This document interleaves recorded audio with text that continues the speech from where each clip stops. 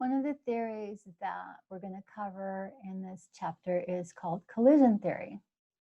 So we need to look at the various factors which will affect whether or not a reaction will occur. First of all, molecules have to collide. They have to hit each other. Secondly, the collisions have to be in the proper orientation. So think about it as you have a key to a lock, say the key to your doorknob, your front door, and your key is upside down because it's dark and you can't see, so you're not going to be able to unlock the door. It's kind of like that. The collisions have to collide with sufficient energy. We need to have enough energy to break bonds. So let's look at how we can graph this idea. So here's potential energy. Here's the progress of the reaction. So our reactants would be at a certain potential energy level. This would be the transition state. And then in this example, these are our products. So this is how we could graphically look at the progress of a reaction in terms of potential energy. The number of times the molecules collide is called frequency. We use the letter A. The steric factor reflects the fraction of collisions with effective orientations. So steric factor is thinking about 3 dimensions. We can determine the rate constant by using this equation. The K equals A times e to the power of all of this minus e sub A over RT. This is equation 13.11 in your textbook. It's called the Arrhenius Equation. It shows the dependence of the rate constant on temperature.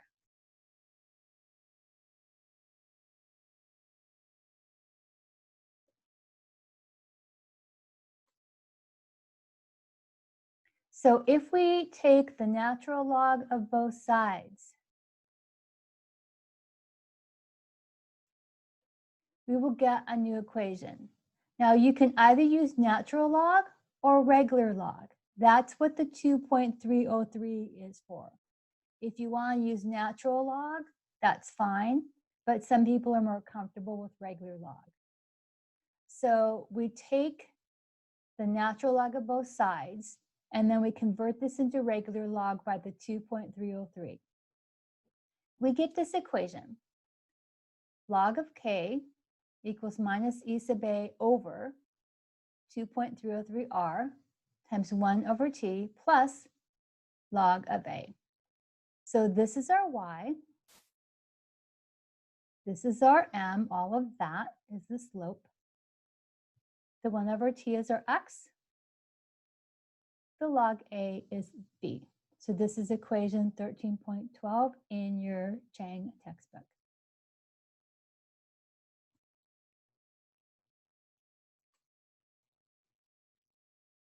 Whoa, too fast.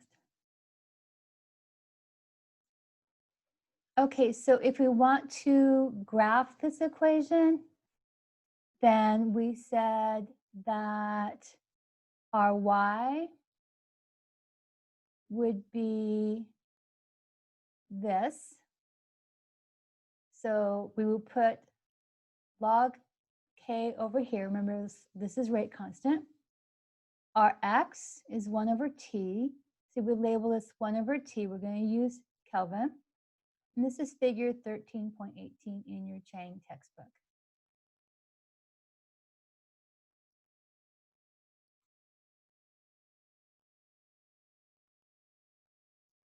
So let's go ahead and use 2 points on this graph.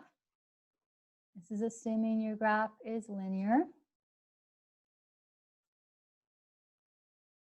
So if we use 2 points on the graph, we would get log of K2 over K1 equals A over 2.303, 8.31 joules over mole Kelvin. This is your R. 1 over T1 minus 1 over T2. Now notice there's different ways to look at this equation. So in your textbook, it's rearranged. This is the same equation. Use either one, you'll be fine. So let's look at a problem, calculate the activation energy of the reaction. If the rate constant at 293 Kelvin is 2.0 times 10 to the minus 5, and the rate constant at 323 Kelvin is 9.1 times 10 to the minus 4. So what you have to be aware of is this is your temperature. This is your rate constant. You keep them together. So in other words, your K1 must match your T1. Your K2 must match your T2. That's one of the biggest problems students have, is not labeling, then they put the numbers in the wrong places. So we use this equation. We insert the data. We have one equation, one unknown. We can solve for our E sub A.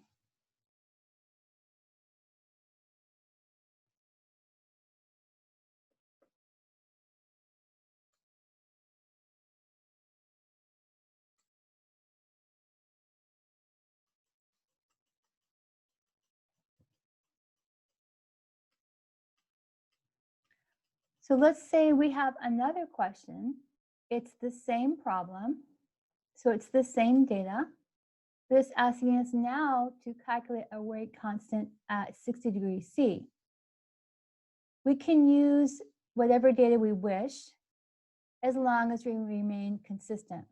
So what I did is I called my rate constant I'm trying to solve for, I called that K2. That way it ends up at the top here. So this is my K2, and this is my T2. I convert it to Kelvin. So I put in all my values. Now I have one equation, one unknown. I can solve for the rate constant at 60 degrees C, and this is what I get.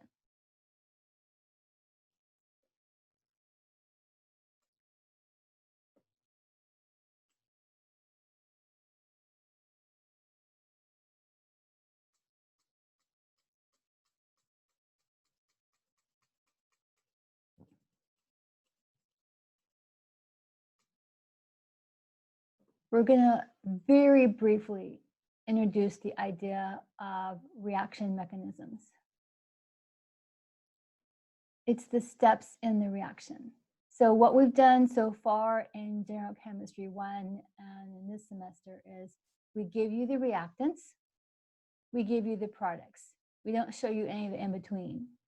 So we've been looking at the overall reaction, but typically there's going to be intermediates, and the intermediates are very fast. So let's talk about those. So this is our reaction. This is our experimentally determined rate law. It's second order in the NO2.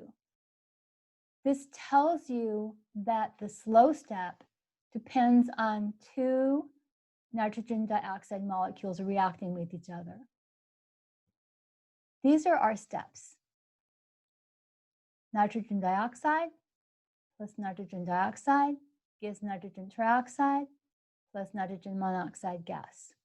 This has a rate constant, K1. This is our next step. We formed nitrogen trioxide in the first step. That's going to react with carbon monoxide in the second step and give us nitrogen dioxide plus carbon dioxide gas. And this has a K2. So each one of these reactions has a rate constant.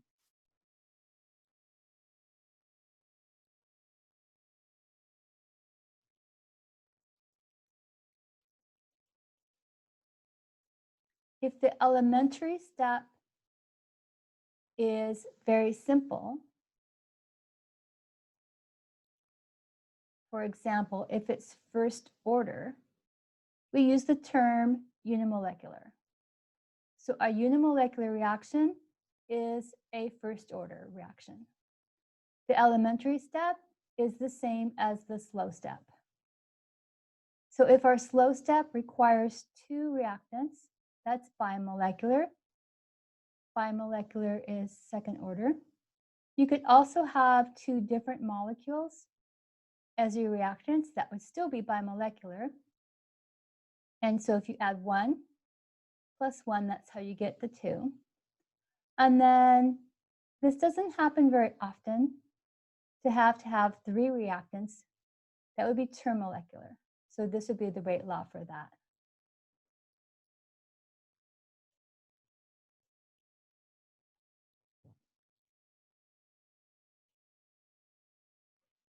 Let's discuss the slow step some more. It's the rate determining step.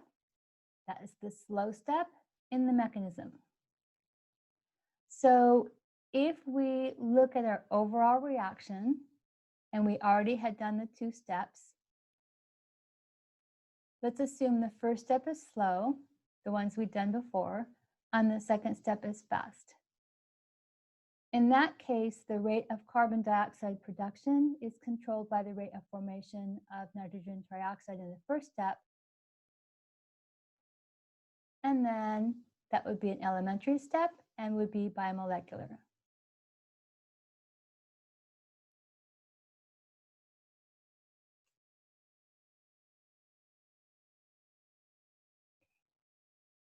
Let me just go back and show you. So what we're saying is that this is our rate law. It only depends on the nitrogen dioxide. That was this step. So this would be our slow step. The rate law depends on our slow step. Our slow step, in this case, depends on nitrogen dioxide colliding with nitrogen dioxide. So out of these 2 steps, this is our slow step.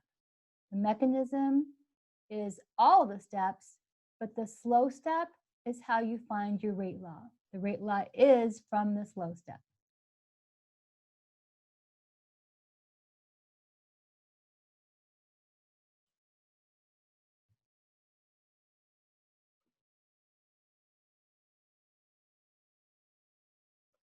So we have an example here. We have nitrogen dioxide plus fluorine gas making this molecule plus F atom. Then the F atom reacts with nitrogen dioxide to make this molecule.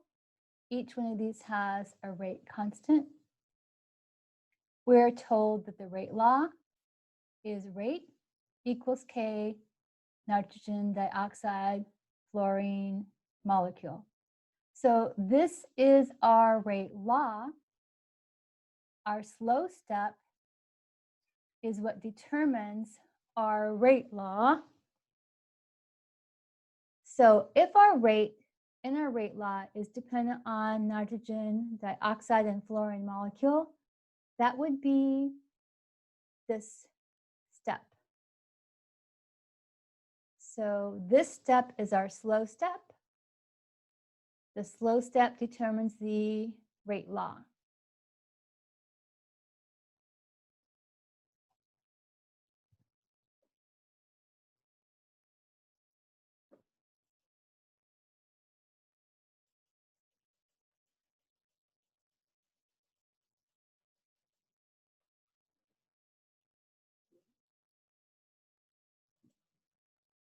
If we're looking at kinetics and trying to make a model, we can look at how temperature speeds up the reaction, because the temperature is increased, the molecules move faster, and so there's more opportunity for them to collide. So the increase in temperature increases the molecular velocities. The increase in temperature increases the frequency of the intermolecular collisions. So many collisions, even though they have the required energy, so this should say energy in here, I guess I can type that in.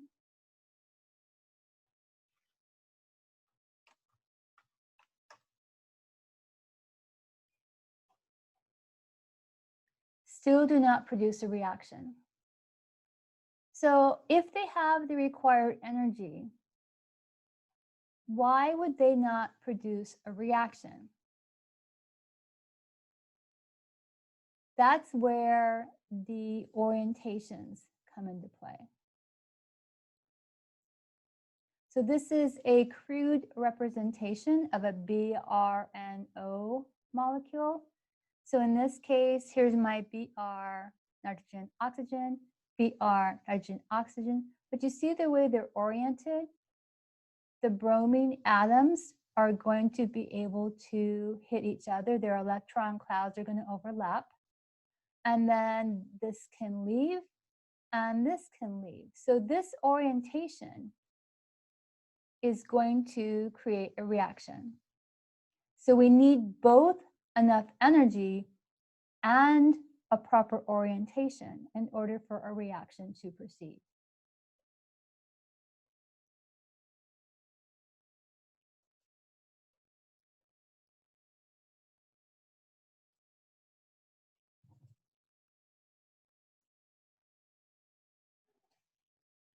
Let's look at the scenario in which we do not have the proper orientation. The electron clouds of the bromine atoms are not going to overlap. These could leave, but there's no reason for them to leave. So there's going to be no reaction in this case.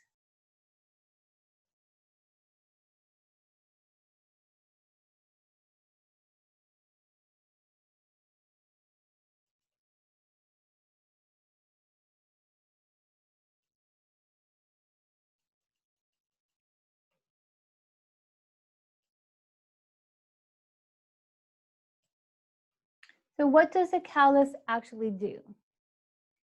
So you need to recall that the activation energy is the plateau here. So this would be the activation energy with no enzyme. This would be the activation energy with enzyme. So if we look at a potential energy graph versus progressive reaction, the catalyst lowers the activation energy. So we're just going to keep it that simple.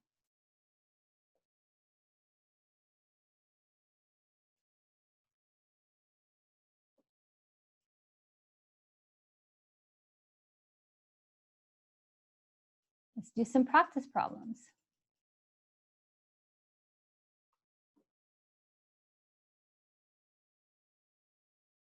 So at a given temperature, a first order reaction has a rate constant of 2.5 times 10 to the minus 3 per second.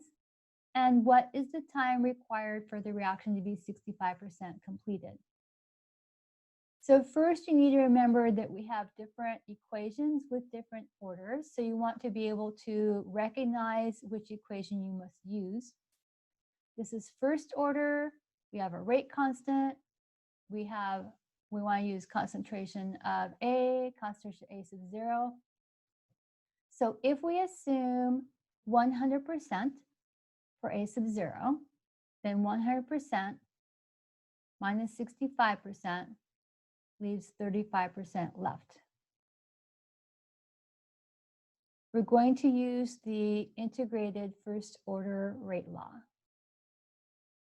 And we need to solve for T. So I rearranged this. I used 100% for A sub 0. I just put 100, that's fine. And then at time T, I'll have 35%, so put that in. And then when I rearrange this and solved for T, this was my rate constant. And I got my time was 420 seconds.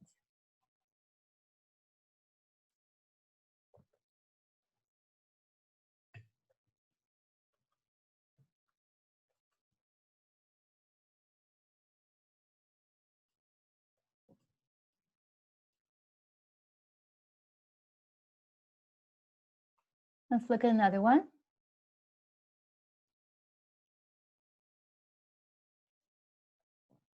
This is also first order.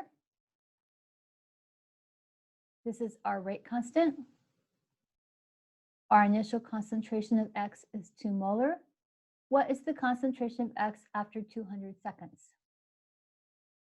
We're going to use the integrated first order rate law. We're solving for the A at time t.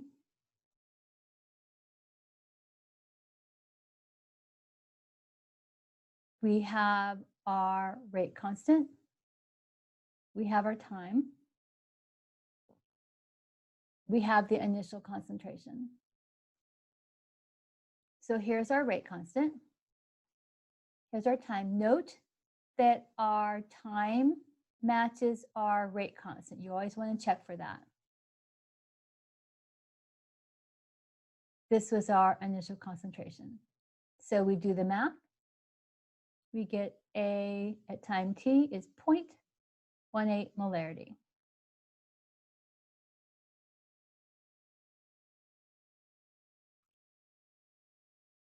Okay, that's all for now.